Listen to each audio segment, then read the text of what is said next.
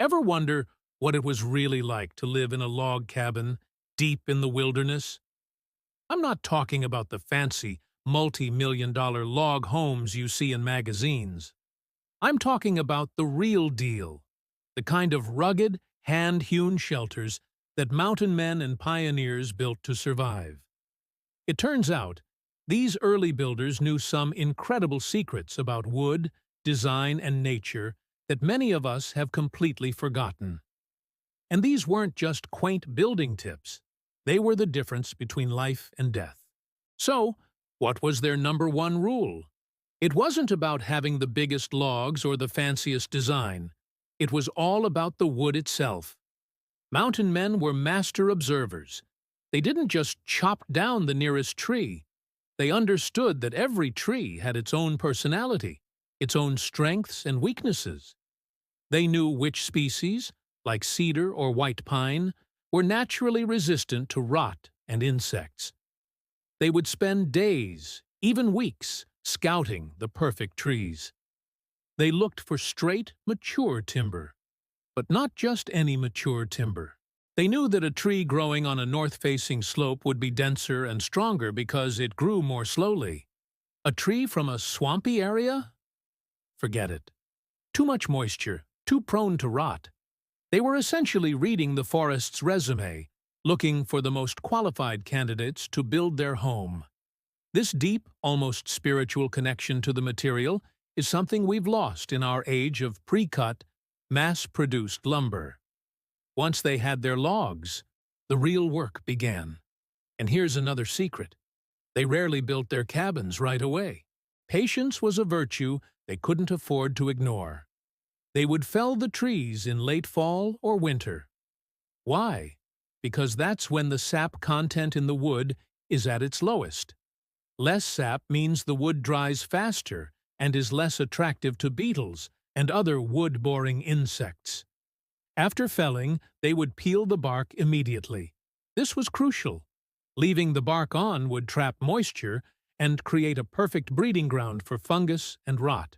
Then, they would stack the logs off the ground, allowing air to circulate all around them for months, sometimes even a year.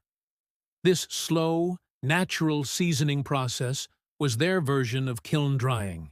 It allowed the logs to dry evenly, minimizing the cracking, twisting, and shrinking that could create gaps in the cabin walls later on. It was a slow, deliberate process that honored the wood. Today, we rush everything, but they understood that good things, especially a home that has to withstand blizzards and bears, take time. Now, let's talk about the foundation. We think of massive concrete slabs, but a mountain man didn't have that luxury. Their secret was simple, yet brilliant. They kept the wood off the ground. Their greatest enemy wasn't a grizzly bear. It was moisture. Moisture creeping up from the earth would rot the base logs, the sill logs in just a few years, compromising the entire structure. So, what did they do? They built on stone. They would find large, flat stones to create a simple pier foundation. By raising the first course of logs just a few inches off the soil, they created a barrier against dampness and rot. This also had the added benefit of allowing air to circulate underneath the cabin, keeping the floor joists dry. It was an elegant, low-tech solution to a high-stakes problem. This fundamental principle, separating wood from earth, is something even modern builders sometimes neglect, leading to costly repairs down the line. The mountain men knew it was non-negotiable. Let's move on to the walls. The iconic image of a log cabin is the interlocking corners. But not all corner notches are created equal. You might see simple saddle notches on a garden shed, but a true frontiersman often used more sophisticated joinery. The dovetail notch, for example, was a masterpiece of woodworking. Its angled shape not only locked the logs together horizontally, but also used gravity to pull the joint tighter as the logs settled and dried over time. This meant the cabin actually got stronger and more weatherproof as it aged. It was self-tightening architecture. And in between the logs, they didn't have fancy foam insulation. They used what the land provided. This was called chinking. They'd stuff the gaps with whatever they could find: dried moss, mud mixed with grasses, or even animal hair. This wasn't just filler. It was a flexible, breathable seal that could expand and contract with the wood, keeping the wind and rain out. They were masters of using natural, local materials to create a weather-tight seal. One of the most counterintuitive things they understood was the importance of imperfection. They didn't have levels and laser squares. Their cabins weren't perfectly plumb or square, and that was okay. In fact, it was a strength. A hand-hewn cabin was a living, breathing structure. The logs would continue to shrink, settle, and move for years.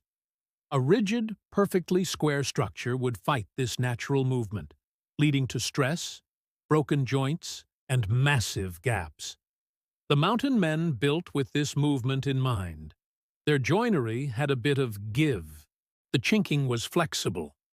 They embraced the organic nature of their building material.